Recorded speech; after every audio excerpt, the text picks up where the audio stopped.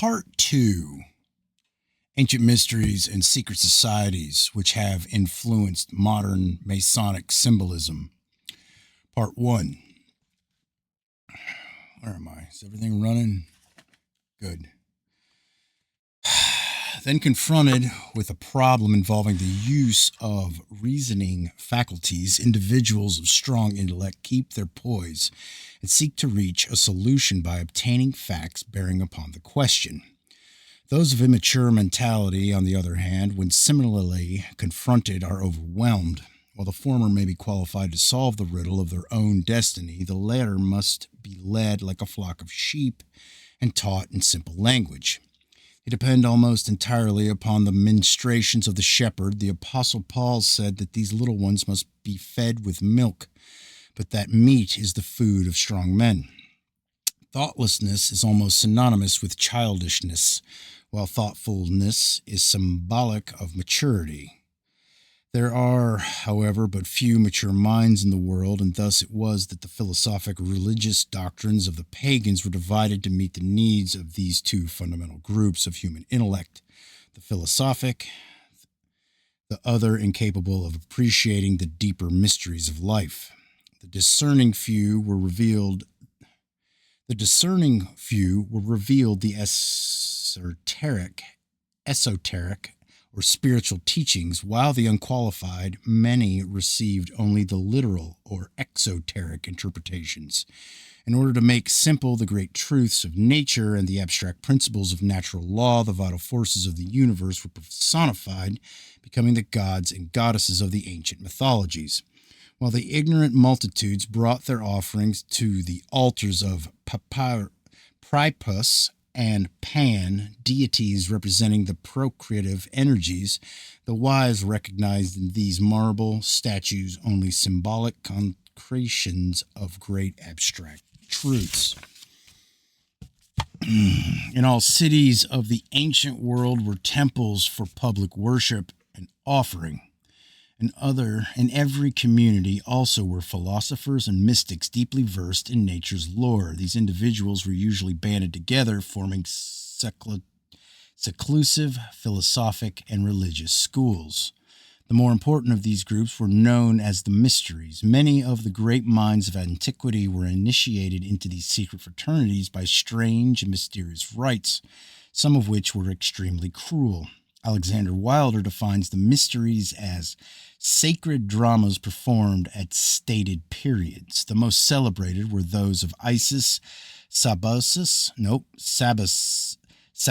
I can't say that word, Sabius, Sabail, and Ulysses. After being admitted, the initiates were instructed in the secret wisdom which had been preserved for ages. Plato, an initiate of one of these sacred orders, was severely criticized because in his writings he revealed to the public many of the secret philosophic principles of the mysteries. Every pagan nation had and has not only its state religion, but another into which the philosophic elect alone have gained entrance. Many of these ancient cults vanished from the earth without revealing their secrets, but a few have survived the test of ages, and their mysterious symbols are still preserved. Much of the ritualism of Freemasonry is based on the trials to which candidates were subjected by the ancient hierophants before the keys of wisdom were entrusted to them. Few realize the extent to which the ancient secret schools influence contemporary intellects and, through those minds, posterity. Robert McCoy, 33rd degree, in his General History of Freemasonry, pays a magnificent tribute to the part played by the ancient mysteries in the rearing of the edifice of human culture.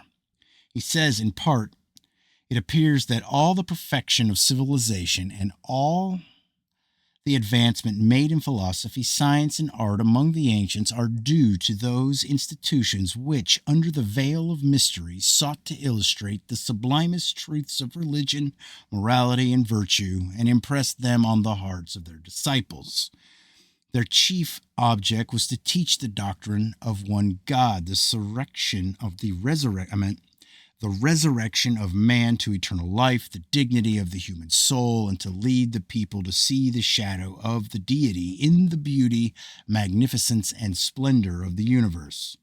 With the decline of virtue, which has preceded the destruction of every nation of history, the mysteries became perverted. Sorcery took the place of the divine magic. Indescribable practices such as the Bacchanalia were introduced, and perversion ruled supreme, for no institution can be any better than the members of which it is composed.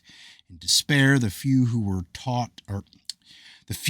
true sought to preserve the secret doctrines from oblivion. In some cases, they succeeded, but more often the arcanum was lost and only the empty shell of the mysteries remained. Thomas Taylor has written, "Man is naturally a religious animal. From the earliest dawnings of his consciousness, man has worshipped and revered things as symbolic of the invisible, omnipresent, indescribable thing concerning which he could discover practically nothing."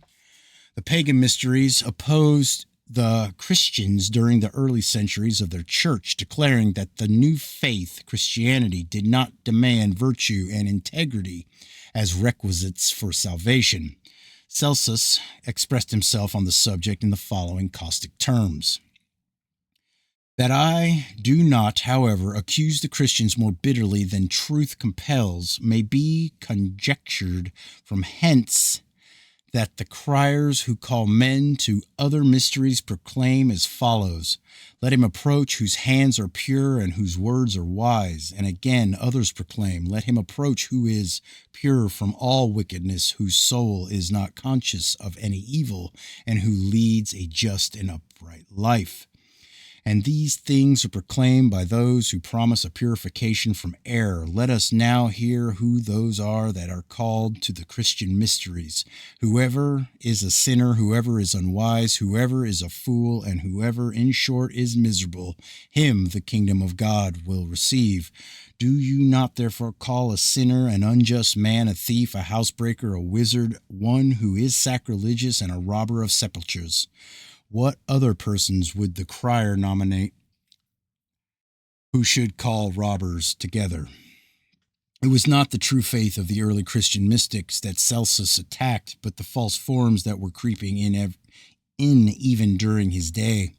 The ideals of early Christianity were based upon the high moral standards of the pagan mysteries, and the first Christians who met under the city of Rome used as their places of worship the subterranean temples of Mithras, from whose cult has been borrowed much of the sacerdotalism of the modern church.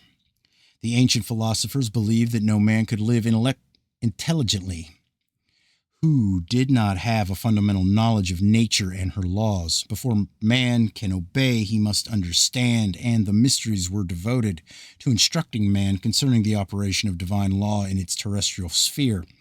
Few of the early cults actually worship anthropomorphic deities, although their symbolism might lead one to believe they did. They were moralistic rather than religionistic, philosophic rather than theologic. They taught men to use his faculties more intelligently, to be patient in the face of adversity, to be courageous when confronted by danger, to be true in the midst of temptation, and most of all, to view a worthy life as the most acceptable sacrifice to God, and his body as an altar sacred to the deity. Sun worship played an important part in nearly all early pagan mysteries. This indicates the probability of their Antlionian origin. For the people of Atlantis were sun worshippers. The solar deity was usually personified as a beautiful youth with long golden hair to symbolize the rays of the sun. This golden sun god was slain by wicked ruffians who personified the evil principle of the universe. By means of certain rituals and ceremonies, symbolic in purification and regeneration, this wonderful God of good was brought back to life and became the savior of his people. The secret processes whereby he was resurrected symbolize those cultures by means of which man is able to overcome his lower nature, master his appetites, and give expression to the higher side of himself. The mysteries were organized for the purpose of assisting the struggling human creature to reawaken the spiritual powers which, surrounded by the flaming ring of lust and degeneracy, lay asleep within his soul. In other words, man was offered a way by which he could regain his lost estate. See Wagner's Siegfried. In the ancient In the ancient world, nearly all the secret societies were philosophic and religious. During the medieval centuries, they were chiefly religious and political, although a few philosophic schools remained. In modern times, secret societies in the Occidental countries are largely political or fraternal, although in a few of them, as in Masonry, the ancient religious and philosophic principles still survive. Space prohibits a detailed discussion of the secret schools. There were literally scores of these ancient cults, which branches in all parts of the Eastern and Western worlds. Some, such as those as Pythagoras and the Hermeticists, show a decided Oriental influence, while the Rosicrucians, according to their own proclamations, gain much of their wisdom from Arabian mystics. Although the mystery schools are usually associated with civilization, there is evidence that the most uncivilized people of prehistoric times had a knowledge of them. Natives of distant islands, many in the lowest forms of savagery, have mystic rituals and secret practices which, although primitive, are of a decided Masonic tinge.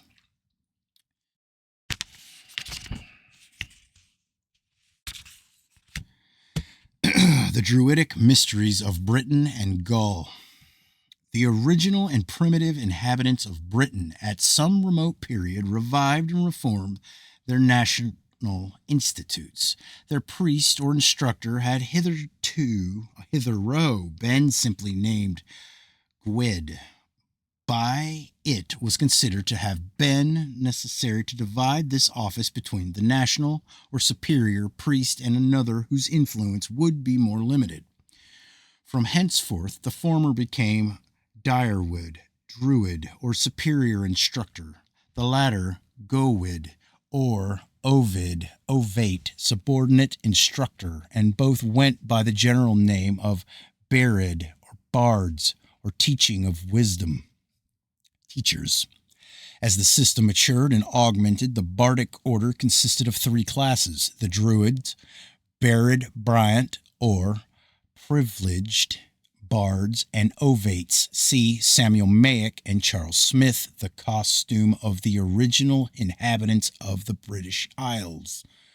The origin of the word druid is under dispute. Max Muller believes that, like the Irish word drui, it means the men of the oak trees. He further draws attention to the fact that the forest gods and tree deities of the Greeks were called dryads.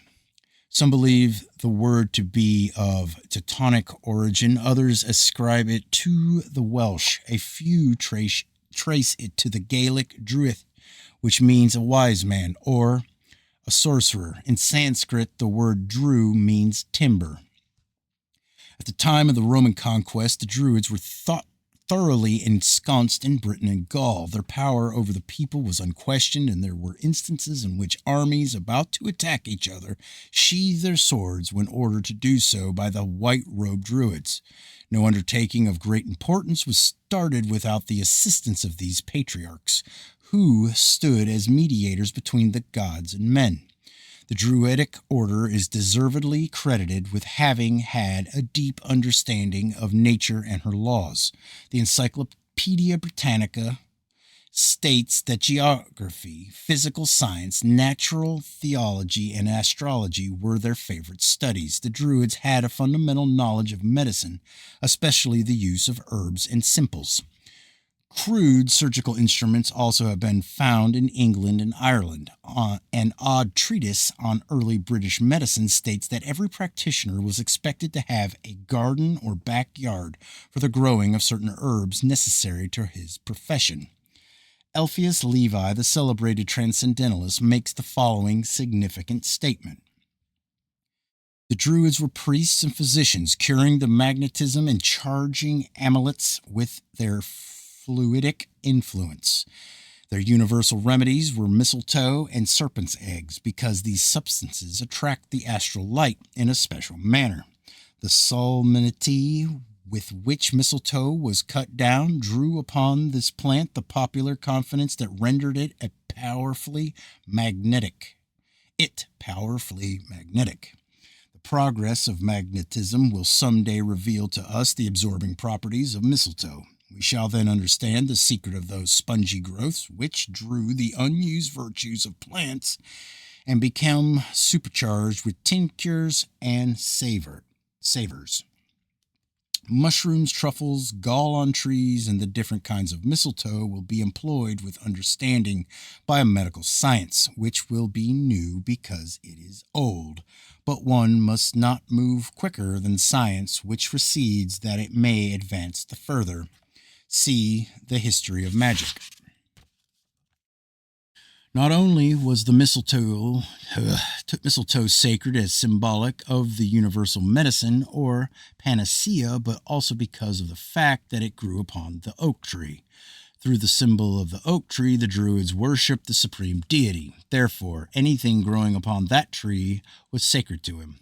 At certain seasons, according to the positions of the sun, moon, and stars, the archdruid climbed the oak tree and cut the mistletoe with a golden sickle consecrated for that service. The parasitic growth was caught in white cloths provided for the purpose, lest it touch the earth and be polluted by terrestrial vibrations. Usually a sacrifice of a white bull was made under the tree. The Druids were initiates of the secret school that existed in their midst. This school, which closely resembled the Bacchic and Eleusinian mysteries of Greece or the Egyptian rites of Isis and Osiris, is justly designated the Druidic mysteries. There has been much speculation concerning the secret wisdom that the Druids claimed to possess. Their secret teachings were never written, but were communicated orally to specially prepared candidates. Specially prepared candidates. Robert Brown, 32nd degree, is of the opinion that the British priests secured their formation from Tyrrhenian and Phoenician navigators who, thousands of years before the Christian era, established colonies in Britain and Gaul while searching for tin. Thomas Maurice, in his Indian Antiquities, discourses at length on Phoenician, Carthaginian, and Greek expeditions to the British Isles for the purpose of procuring tin. Others are of the opinion that the mysteries are celebrated by Druids were of Oriental origin, possibly Buddhistic. The proximity of the British Isles to the lost Atlantis may account for the sun worship, which plays an important part in the rituals of Druidism. According to Artemidorus, Ceres and Persephone were worshipped on an island close to Persephone? Were worshipped on an island close to Britain with rites and ceremonies similar to those of Samothrace. There is no doubt that the Druidic pantheon includes a large number of Greek and Roman deities. This greatly amazed Caesar during his conquest of Britain and Gaul, and caused him to affirm that these tribes adored Mercury, Apollo, Mars, and Jupiter in a manner similar to that of the Latin countries. It is almost certain that the Druidic mysteries were not indigenous to Britain or Gaul, but mitigated from one of the more ancient civilizations. The school of the Druids was divided into three distinct parts, and the secret teachings embodied therein are practically the same as the mysteries concealed under the allegories of Blue Lodge masonry. The lowest of the three divisions was that of Ovid. This was an honorary degree requiring no special purification or preparation. The Ovates dressed in green, the Druidic color of learning, and were expected to know something about medicine, astronomy, poetry, if possible, and sometimes music. The Ovate was an individual admitted to the Druidic order because of his general excellence and superior knowledge concerning the problems of life. The second division was that of Baird. Its members were robed in sky blue to represent harmony and truth, and to them was assigned the labor of memorizing, at least in part, the 20,000 verses of Druidic sacred poetry. They were often pictured with the primitive British or Irish harp, an instrument strung with human hair and having as many strings as there were ribs on one side of the human body. These bards were often chosen as teachers of candidates seeking entrance into the Druidic mysteries. Neophytes wore striped robes of blue, green, and white, these being the three sacred colors of the Druidic order. The third division was that of Druidian.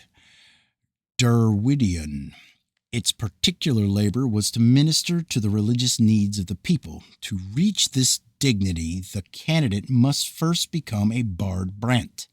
The Druids always dressed in white, symbolic of their purity and the color used by them to symbolize the sun. In order to reach the exalted position of Archdruid, a spiritual head of the organization, it was necessary for a priest to pass through the 6 successive degrees of the Druidic order. The members of the different degrees were differentiated by the colors of their sashes, for all of them wore robes of white. Some writers are of the opinion that the title of Archdruid was hereditary, descending from father to son, but it is more probable that the honor was conferred by ballot election. Its recipient was chosen for his virtues and integrity from the most learned members of the higher Druidic degrees. According to James Garner, there were usually 2 Archdruids in Britain, one residing on the Isle of Anglesey and the other on the Isle of Man. Presumably, there were others in Gaul. These dignitaries generally carried golden scepters and were crowned with wreaths of oak leaves symbolic of their authority.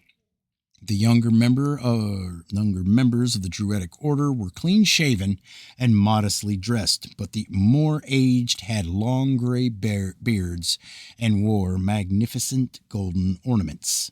The educational system of the Druids in Britain was superior to that of their colleagues on the continent, and consequently many of the Gaelic youths were sent to Druidic colleges in Britain for their philosophical instruction and training. Eliphas Levi states that the Druids lived in strict abstinence, studied the natural sciences, preserved the deepest secrecy, and admitted new members only after long probationary periods. Many of the priests of the order lived in buildings not unlike the monasteries of the modern world. They were associated in groups like ascetics of the Far East. Although celibacy demanded of them few married, many of the Druids retired from the world and lived as recluses in caves, in rough stone houses, or in little shacks built in the depths of the forest. Here they prayed and meditated, emerging only to perform their religious duties.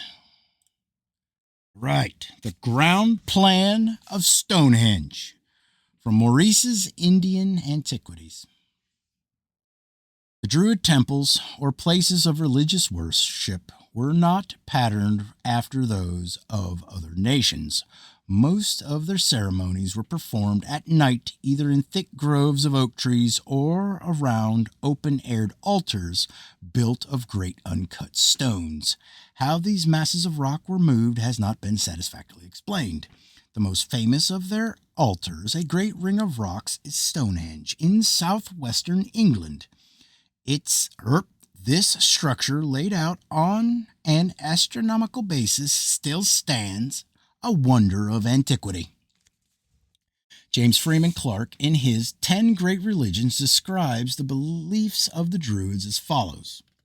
The Druids believed in 3 worlds and in transmigration from one world to the other.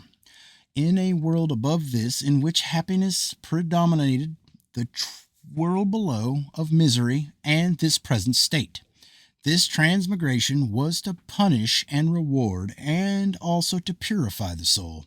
In the present world, they say, good and evil are so exactly balanced that man has the utmost freedom and is able to choose or reject either. The Welsh triads tell us there are 3 objects of metempsychosis to collect into the soul the properties of all being, to acquire a knowledge of all things, and to get power to conquer evil. There are also, they say, three kinds of knowledge: knowledge of the name of each thing, of its cause, and its influence. There are three things which continually grow less: darkness, falsehood, and death. There are three which constantly increase: light, life, and truth. Like nearly all schools of the mysteries, the teachings of the Druids were divided into two distinct sections. The simpler, a moral code, was taught to all the people, while the deeper esoteric doctrine was given only to initiated priests. To be admitted to the order, a candidate was required to be of good family and of high moral character. No important secrets were entrusted to him until he had been tempted in many ways and his strength of character severely tried. The Druids taught the people of Britain and Gaul concerning the immortality of the soul. They believed in transmigration and apparently in reincarnation. They borrowed the one life, promising to pay back in the next. They believed in a purgatorial type of hell, where they would be purged of their sins, afterward passing on to the happiness of unity with the gods. The Druids taught that all men would be saved, but that some must return to earth many times to learn the lessons of human life and to overcome the inherent evil of their own natures. Before the candidate was entrusted with the secret doctrines of the Druids, he was bound with a vow of secrecy. These doctrines were imparted only in the depths of forests and in the darknesses of caves. In these places, far from the haunts of men, the neophyte was instructed concerning the creation of the universe, the personalities of the gods, the laws of nature, the secrets of occulted medicine, the mysteries of the celestial bodies, and the rudiments of magic and sorcery. The Druids had a great number of feast days. The new and full moon and the 6th day of the moon were sacred periods. It is believed that initiations took place only at the 2 solstices and the 2 equinoxes. At dawn of the 25th day of December, the birth of the sun god was celebrated. The secret teachings of the Druids are said by some to be tinctured with Pythagorean philosophy. The Druids had Madonna, or Virgin Mother, with a child in her arms, who was sacred to the mysteries, and their sun god was resurrected at the time of the year corresponding to that at which modern Christians celebrate Easter. Both the cross and the serpent were sacred to the Druids, who made the former by cutting off all the branches of an oak tree and fastening one of them to the main trunk in the form of the letter T. This oaken cross became symbolic of their superior deity. They also worshipped the sun, moon, and stars. The moon received their special veneration. Caesar stated that Mercury was one of the chief deities of the Gauls. The Druids are believed to have worshipped Mercury under the similitude of a stone cube.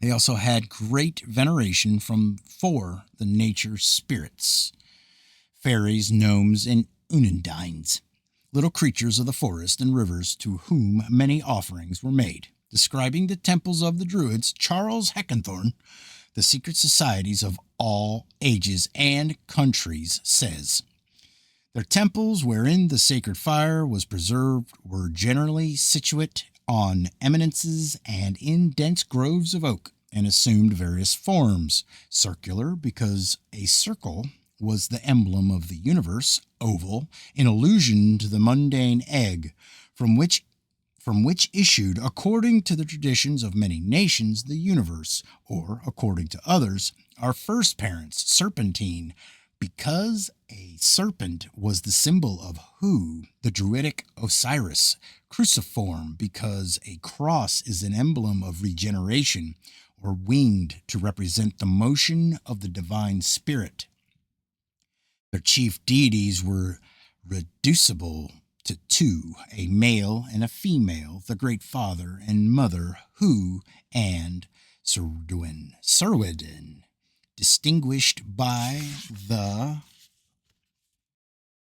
same characteristics as belonging to Osiris, and Isis, Bacchus, and Ceres, or any other supreme god and goddesses representing the two principles of all being.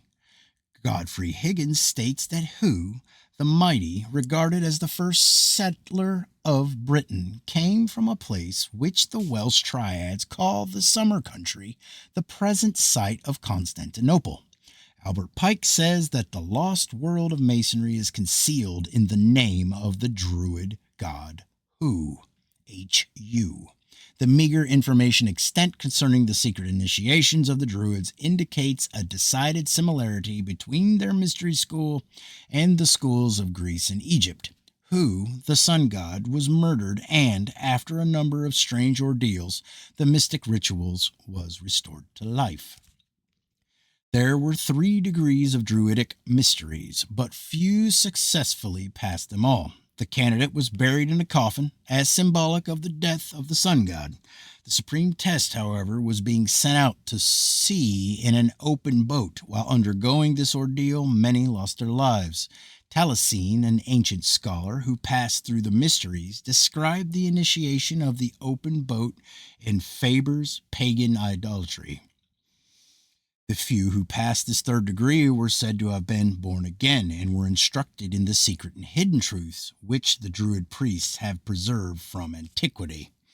From these initiates were chosen many of the dignitaries of the British religious and political world. For further details, see Faber's Pagan Idolatry, Albert Pike's Morals and Dogma, and Godfrey Higgins' Celtic Druids. Yeah.